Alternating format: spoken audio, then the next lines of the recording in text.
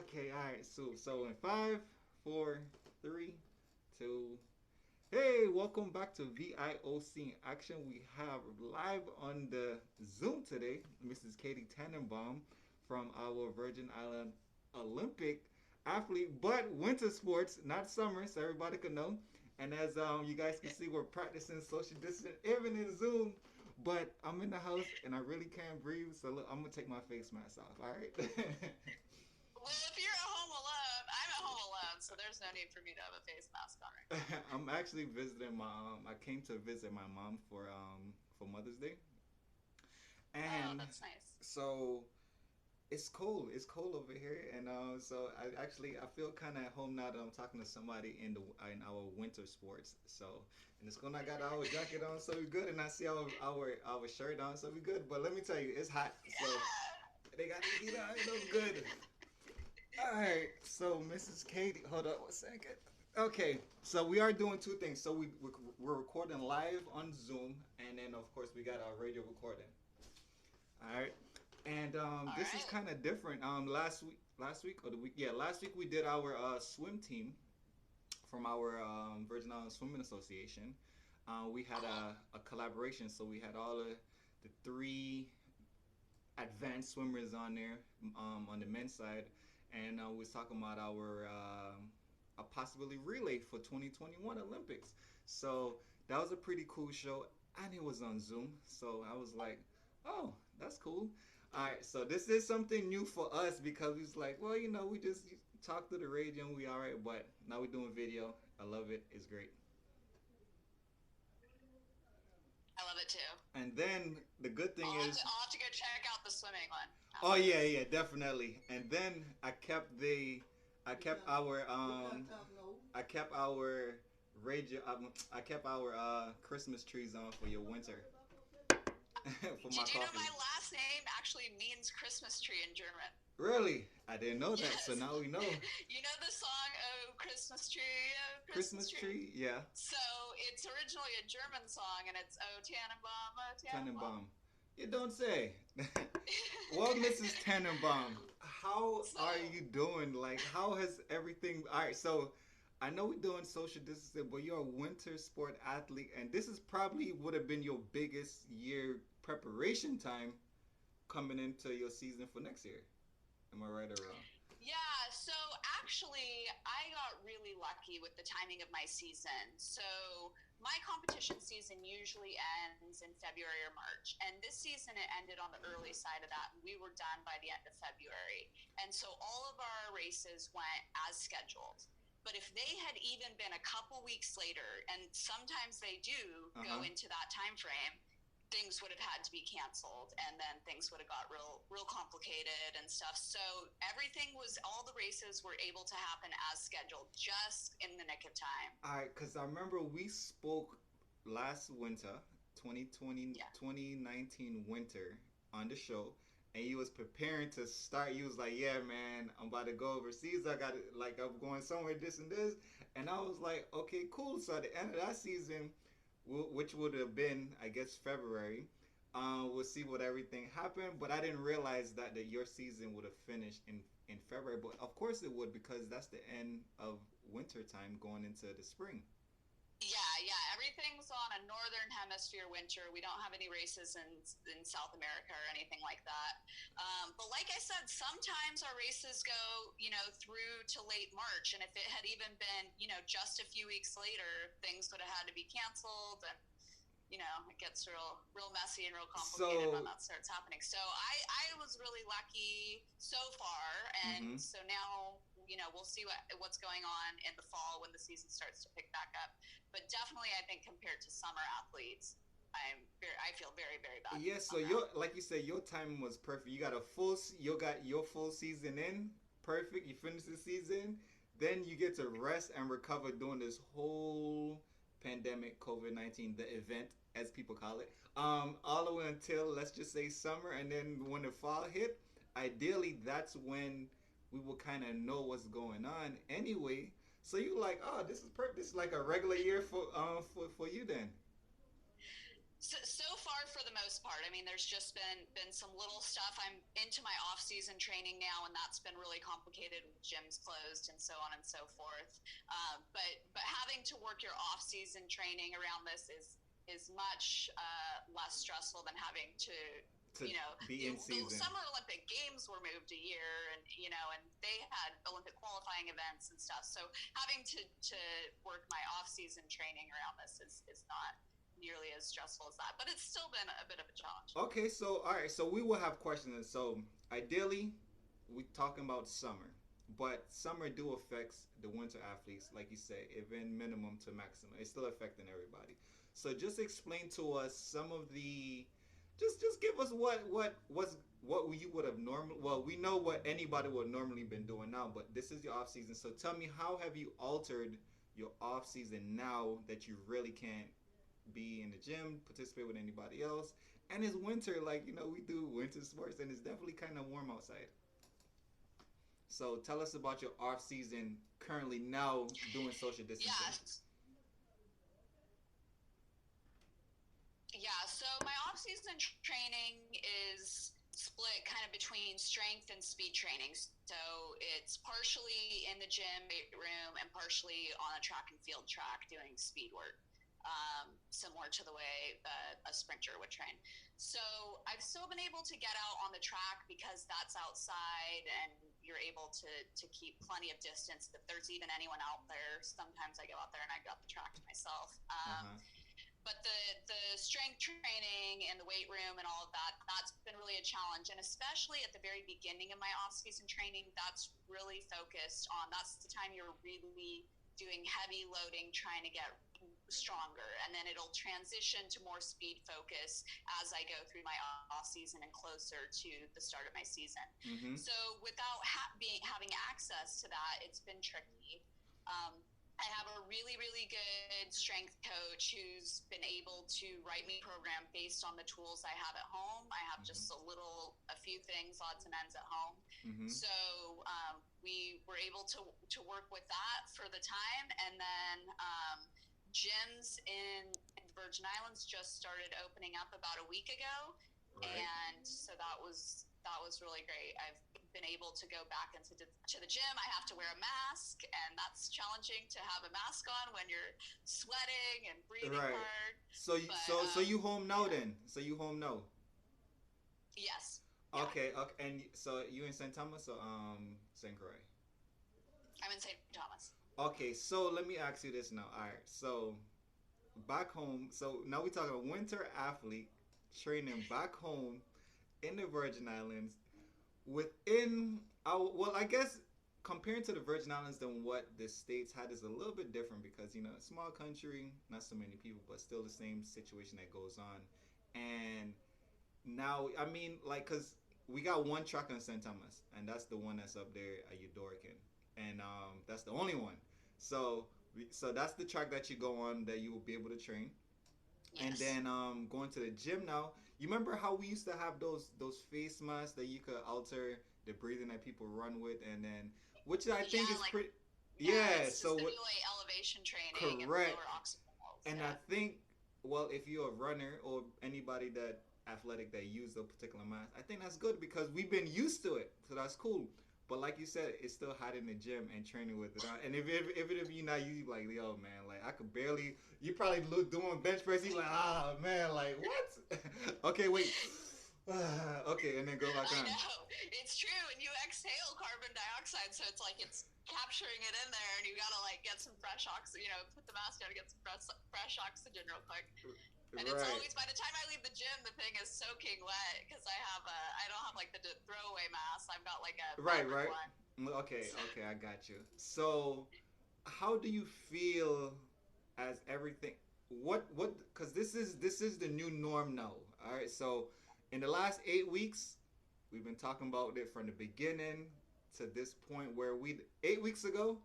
We don't even know what we would have been for. It was like, man, it's gonna be like we don't know. So now that we're here 8 weeks after, which would have been at the end of your season, now that we're here, like how different, like how do you like tell us your mental aspect of it? Like how does it actually feel to just being an athlete in general So okay, I gotta wear a mask now. I'm going to the gym. It just opened up, so it's like a week ago it wasn't open up, and now we in there. We like, oh man, do anybody? I'm still kind of skeptical. So like, how does that feel? It's definitely a challenge. Like you said, it's the new norm. So this isn't something that just had to deal with for a day or a week or something. Is a long time. But I do. I'm trying to make the most of it, and I do think there's some upsides to it. I definitely have more time, Okay. which I think before all this, like most people, life is busy and you're always, trying to fit so many things in. So it's given me some more time to focus on some of the areas that were kind of like on the to-do list, but I was Mm-hmm. never getting around to. Right. So, so that's been really good. Um, and then one thing that is at least like everyone's going through this together. And so I know that Correct. all the other athletes in the world are experiencing this too. If Mm-hmm. this was something that just was specific to me, like post hurricane and I can't train, but everyone else out there is training and getting better, all my Right. Right. competition Right. and stuff, that's more frustrating, I think, than this because I know that everyone else is Right. So dealing with everybody the got a same head thing. start or advantage. So although we're Yes. all doing this together, it's like, look, well, I wasn't able to start. You wasn't able to start. So now we all kind of like literally, like you said, going it together. So now, does that mean it's no excuses for anybody now? Because everybody been through the same thing. We all had the same experiences. So now is no reason. So it's like kind of normal. Like so now it's like is no reason for somebody to qualify to not qualify because we all experienced the same thing. Nobody had no more up. Nobody had no more down. We all in this together. I'd say yes and no. I mean, definitely the whole world's in this together and everyone is having to deal with this. Of course, different countries are at different stages of this, and Mm-hmm. some places are going to reopen sooner than others. Some people have a nice home gym set up, and I they can know. just keep going on like They normal. And so I'm kind of envious of people that have that kind of right, arrangement. and But I think that's when the thought of if you wanted to have a home gym, right? It was like, well, why would you need a home gym? They got the gyms out there. At this situations like this, like yo, this is why I got the home gym, and now in case a virus spreads across the the globe world and all the gyms get shut down. I never would have exactly. thought that as a reason for having a home gym 8 weeks ago, but So now you know what's gonna happen, right? So now all advertising people will be like, hey, let's just say, what's the fit? One of the gym companies like Body Fitness gonna be like, hey, you should actually get a home gym now because it might be another pandemic happening, and this the beneficial. You'll never be able to miss a beat. And guess what? Because we did quarantine, well, stay at home, and people kind of gain more calories. Hey, you don't have to worry about that. You can still do your home gym right downstairs, right in your living room. We got it for you for a very nice price with something 99. Let's do yeah. it. 5 payments. You check. It's a good argument for the home I gym know industry it now. is. Hey, I think honestly, I think they should just go ahead and do it. Everybody. Well, as an athlete, you do need some type of equipment at home. It's like I think that would separate somebody for just being a recreationally. So going to the gym recreationally to comparing a high Olympic event, a high Olympic caliber athlete, they should have some type of equipment gear at home anyway. Because this is what you Definitely. do. Like even if it's one the basic thing, everybody probably have a foam roller at least, or even a mat. Actually, I had a couple mats, but at one point I didn't have a mat because I just used the ground. But I realized the benefit of a mat. So you have your own mat, your own foam roller, and then you good, right? Then you probably want some dumbbells somewhere. At least, even if it's one, at least get one kettlebell, and then you at least Yeah. have that for sure. As in for the machines, I never been a person to really go out and just buy a stationary bike or whatever it is. But now that it is, you buy something on Craigslist or let it go, and $20 thing machine, that machine gonna come in handy. You know what I mean? Yeah. So I think now actually as I talk to more athletes and even instruct coaches, I'm like, you know what? Maybe you should incorporate some athletes to actually go out and have some of these equipment in there, just because it's useful. It's useful Yeah. for sure. And I think like we say, we are Olympic caliber athletes, and we have to show example to the world. Like, hey, we go the extra limit just to make sure Yeah. like we got what we need, because that's how much I like what I do, and to stay fit. Yeah, I agree with you. And some of the lighter equipment I'm also traveling with because when you're in your competition season and you're staying in different places all the time and you don't know what kind of gym facilities you're going to have access to, and so there's some basic stuff that I'm always traveling with so that at Mm-hmm. least I know I have this and like you said, foam roller and stuff I can do in my hotel room and if I get some things done while I'm on the road. I definitely agree. Hold on, real quick. Uh, So, I've got some sound issues. I know. All right, you can hear me now. Yes, I can All hear right. you now. So, yeah, I had a call coming in. So Okay. I think this time too that so when I used to train, one of the things my coaches always tell me, like, be prepared for the worst case, right? And within training and facilities, so he always taught us things, alternate things that we could do if we didn't have something. So now apparently we all been quarantined, self quarantined, stay at home. That now that you don't have those great Olympic bench machines or any platforms, anything, that we have alternate exercises and equipment at home, like some jug of water, whatever the case may be. But in training, he taught us that, and that was cool because during this moment that I don't train anymore, but I like to still stay fit, I was like, oh yeah, like I didn't really miss a beat because I could just go downstairs, go in the garage or wherever the situation is, pull out something, and still kind of get that workout in. And Yes. so has there been any alternate exercises that you've been doing because of the lack of course, being out to the gym, and I haven't? Yeah, so I'm pretty limited in the amount of weight I have here compared to what I would have in the weight room. Okay. So one thing we've been doing to kind of compensate for that, my strength coach and I, is we've been taking some of the movements and making slower tempos out of them. So if I'm doing like a rear foot elevated split squat or a Bulgarian split squat, where I would normally do that maybe with the barbell on my back and some weights on the bar, and now I've Mm-hmm. just got like 25-pound dumbbells. So we're changing it so that, okay, I have to take 7 seconds coming down into that and then hold at the bottom and come up. And so that's an example of kind of something we're doing because I don't have, or especially when the gyms weren't open, didn't have access to as much weight so that we could still kind of try and put that load on my body in a different way.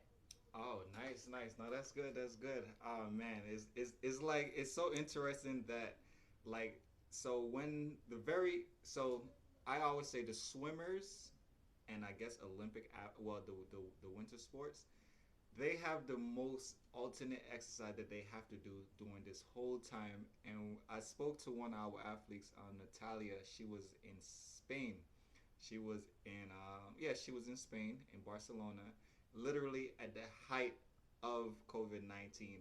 So they was like, I mean, it was bad out there in Spain, and she's a swimmer, so she really couldn't do anything. And she was like, man, look, man, like I have to go in the bathtub and just imagine in my mind like I'm swimming or still doing the rotations. And I was like, man, that must really, really suck. But you have to do something, and that's what she did. So she did that. That was one thing. Being in the bathtub, you can't really move but so far. Two, she actually put two chairs up. Well, I think it was three chairs or two chairs together, lay flat on it like you lay on the couch, and then she practiced her stroke, Yeah. so she could still get this stroke and get her repetitions in. And I was like, she was like, she would, well, her coach gave her that, which was cool, alternate training.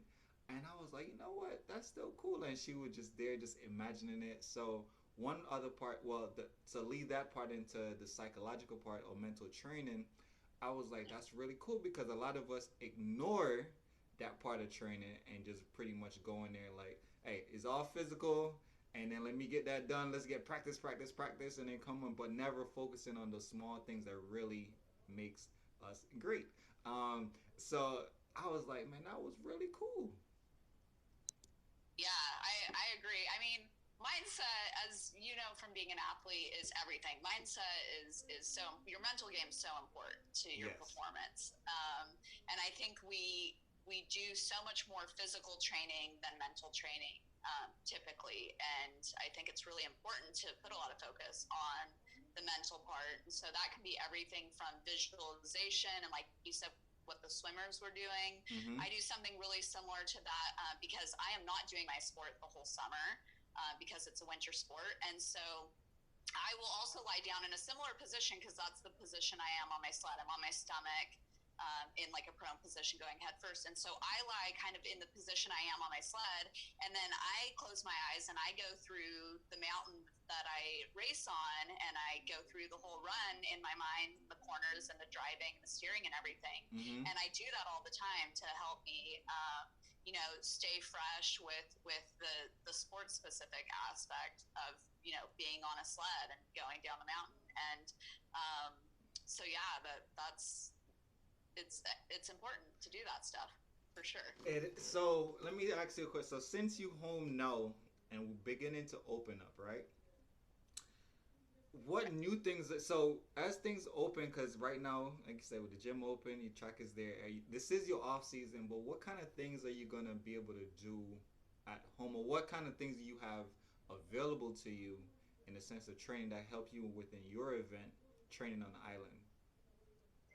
So in the off season, all the mountains are closed. Like I said, there's nowhere in like South America or in the southern hemisphere where people are going and training in the summer in my sport. So everyone's kind of in the same boat where they're doing like strength and speed training. And really, no matter where in the world you live, even if Mm-hmm. you live in a cold place, by now it's May, everything's closed, all the mountains, and so.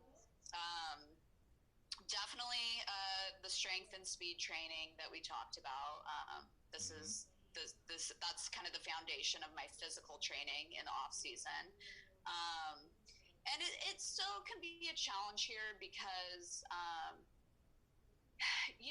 we've only got one track, and the weight room can be limiting. We don't have these big high performance centers that sometimes you see a lot of other Olympic level athletes having access to. Tell So me about it. there's definitely still some challenges, but So you still have the.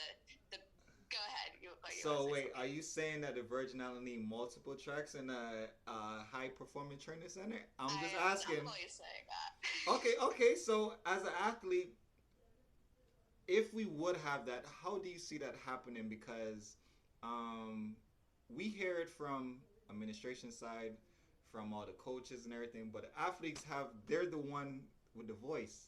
So explain to me, what do you see, or how do you see this happening? Not if it can happen, but how can it happen?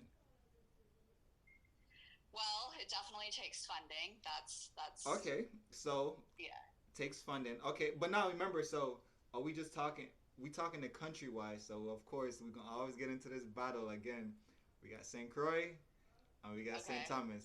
You live on St. Thomas. What if it was a national training center in St. Croix? And I don't want to leave out St. John. We have them too. So we Sorry, St. John. Okay, we it's not get, but just ain't St. no Thomas. space over there. So, but I mean, okay, okay, that would be one of the arguments, right? But Yeah. So we where do you got put three main. this? Okay, so just tell me before we get into any differences. Tell me how you would you see it. So first, funding. Go ahead, talk. I got you. Go ahead.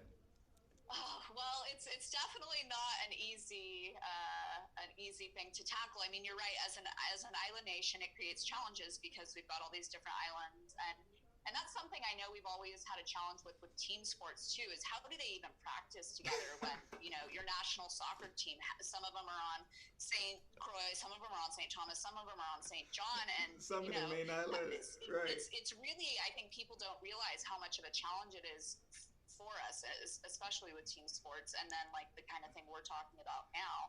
I mean, really, the best solution, you would have these facilities on both islands. That would be the best ideal solution. Okay, let's hold on one second. All right, Or I let's take. shouldn't say both islands, all the islands. You put St. John too. There's we keep acting like there's only two. I don't want to do that. All right, wait. All right, so let's take a quick commercial break. Right, come right back. We jump right back into it, and we cool, good to go. I know it's Zoom. We only have the 40 straight 40, and then we go right back in.